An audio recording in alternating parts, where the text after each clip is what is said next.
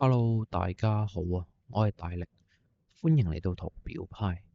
今日係2026年4月10號星期五，我哋又嚟到日分析嘅環節，我哋一齊嚟回顧下大市。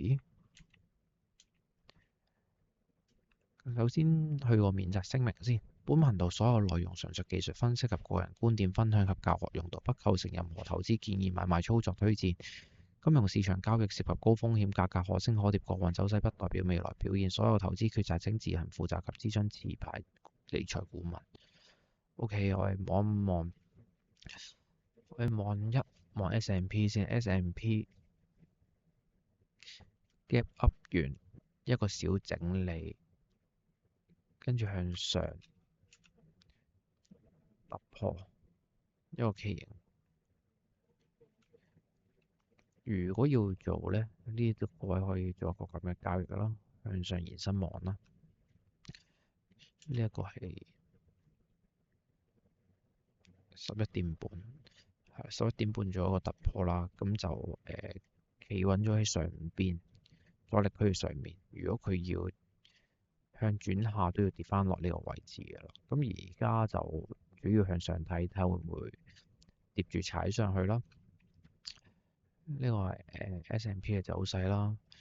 納指破趨勢線，跟住都係頂住喺呢啲位置。咁佢偏弱少少，但係 S&P 個勢頭比較強嘅，咁就望翻 S&P 個走勢跟進翻啦去做。咁我見到第一個關鍵位置嘅呢啲位應該穿㗎啦，係啦，應該會穿㗎啦呢啲位置。上面呢度有大量嘅流動性，應該會吸收咗先。跟住之後點樣走就要再睇啦。短線操就可以向上做。跟住上證，睇下上證先。上證頂住呢個阻力位置，係啦。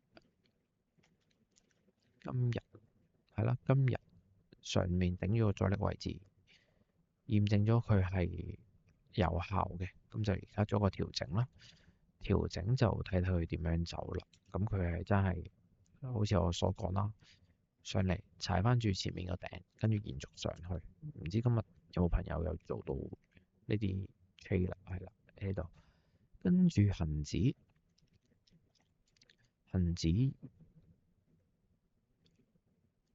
我哋望一望先。咁今日就做一個弱勢嘅調整啦。咁我就希望佢落翻嚟呢啲位，但冇嘅。佢今日咧就 gap up 咗上去，跟住做個調整。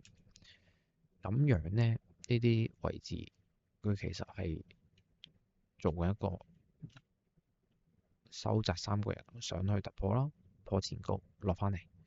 咁就睇睇會唔會踩得住呢啲位置上翻去啦。可以望一望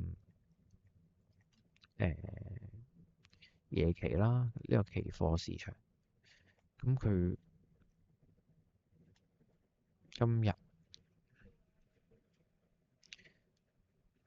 期貨市場佢係一個橫行區間，佢係一個 exactly 嘅橫行區間。咁佢唔同期指，佢唔同恒指。恒指係一個三角形踩住上，咁佢係有兩個頂、三個頂，咁佢係一個橫行嘅。咁佢係一個橫行區間嘅時候，佢可以咁樣走都得，佢落翻嚟呢個位踩完再上都得，係啦。咁就要小心啲，就唔建議好似啱啱恒指咁樣踩住上，即係 retest 上去啦，retest 翻前面頂。咁我覺得佢呢個走勢就唔係咁靚咯，係我只講唔係咁靚，唔係唔可以做。跟住黃金我呢一注走咗落翻嚟，今日走咗，跟住做一注 short，睇會唔會有一個假突破啦 ，retest 翻前頂啦，會唔會有一個咁樣嘅落？但係佢順勢力量都係強嘅。咁我可以同大家畫一畫呢一注，可能我都會保本走啦。咁我就要睇下佢再點樣發展。可以同大家畫一畫我見到啲乜嘢啦。黃金黃金日線圖，日線圖行一個下行通道，佢 exactly 係一個下行結構嚟。你話佢係一個好大嘅回調，但係我唔認為咁大嘅係一個回調。我覺得佢係一個下跌浪，係啦，我認為佢係一個下跌浪啦。咁佢睇翻住呢啲前頂嘅區間啦，叫做呢啲係周線級嘅前頂區間啦。咁佢踩翻住，咁而家上到嚟，我哋睇翻細少少前底啦，前底啊，你要留意翻呢啲位置啊，呢啲位置係一啲重要嘅阻力位置，跟住就一條趨勢線啦，最低點，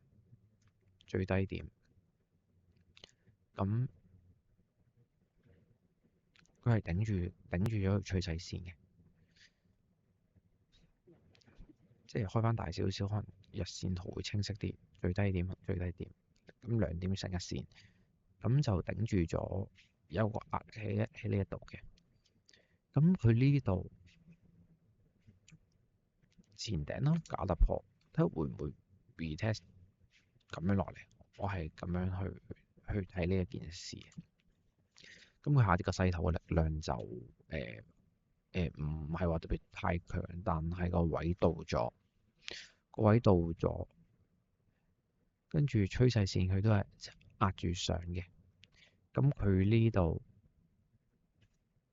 一關趨勢線啦，兩關支撐啦，咁呢係兩個 support 有機會延續上啦，同埋就佢亦都係望成一個上突破一個調整嘅，係啦，咁就呢個位咧，即係多空雙方都可以有理據，其實可以做。點解向下諗咧？向下諗個 RR 比較高，即係嗰個值博率其實係比較高。如果我咁樣去做一個 trade 啦，其實最少都係呢啲位置啦，最少都係1比3咁滯嘅，係啦，擺翻前頂1比3、1比4咁滯嘅啦。咁個值博率比較高，我只可以咁樣講，係啦。咁呢個上面呢注唔係唔可以做嘅，上面呢個一注本身一注向上唔係唔可以做嘅，上下得嘅其實就係呢啲位置先尷尬。咁我呢度入咗一注啦，佢上咗嚟頂住前面呢啲位置假突破回測呢個咁樣落翻嚟嘅時候，佢係驗證咗呢一度有一個阻力喺度，呢一度係一個阻力喺度嘅。咁呢條支撐線，呢條趨勢線咧，其實我覺得即係會越嚟越薄弱啊！一次、兩次、三次、四次，跟住你來5次，咁全世界向上買都贏錢噶咯喎，咁樣就係咪冇人輸咧？或者會唔會打呢啲底，洗咗呢啲底先再上咧？即係我會咁樣諗嘅，係真係個值博率比較高，所以我先考慮做呢一個咯，係啦。跟住就有我都做一注假突破回測上，係啦，呢個係我策略嚟，係呢個係我嘅策略嚟。假突破回測嗰個值博率同埋機率係比較高，係啦，咁大家自行決定啦。假突破回測做唔做？咁佢有同埋都係壓住趨勢線啦，支撐阻力大型橫行區，呢一個嘅理據我覺得都足夠嘅。係最擔心佢就係落多一腳先再上嘅啫，係啦。咁就算佢呢一棍好大力都好啦，打個回調段，我覺得都可以考慮嘅，係啦。呢個係我隊友嘅睇法啦。跟住比特幣，我就希望琴日有講過啦，我希望佢踩翻落支撐位置啦。支撐位置先上，咁佢凌空咗，佢真係凌空咗嘅。咁因為我連個 alert 都未冇響到，咁完全冇我份啦，我只係咁樣講啦。係，咁佢已經上咗去，佢行呢啲調整啦，突破回踩前頂，跟住咧睇會唔會突破咗前高，再落翻嚟 retest 上，係啦，睇會唔會行啲咁樣嘅 pattern 出嚟啦。咁佢係一個調整，已經破咗結構㗎啦，呢啲位置連前頂係啦都破埋㗎啦。咁你都可以話佢呢度有個有好大嘅阻力喺度，你可以咁樣講，但我都係比較睇上多啲嘅，係啦，向上睇多啲嘅，比特幣就暫時，因為佢仲企穩咗喺前頂上方，因為除非你收翻落嚟先叫假突破啫，同埋如果假突破應該好急好快咁樣落翻嚟，但係佢喺度黏住3個頂嚟嘅，同埋有突破嘅，咁就比較向上睇啦，大家可以攞翻呢啲位做止蝕啦，短線走。咁以太幣琴日都有講過啦，要破咗呢一個前頂，佢落翻嚟企穩咗喺呢度啦，有睇過會有上嚟有機會轉勢啦，咁佢上咗嚟，咁我就講佢會踩翻住前頂啦，跟住睇會唔會先向上做啦，冇錯啦。咁今日見到啲乜嘢咧？今日見到佢向上突破落，佢突破咗呢一個高，佢突破咗 lower time frame 嘅高點，跟住落嚟 retest，咁我就睇佢作為一個轉勢，咁佢呢個破咗下行嘅慣性啦，跟住有一個整理啦，突破完落翻嚟回調，有一個整理區間啦，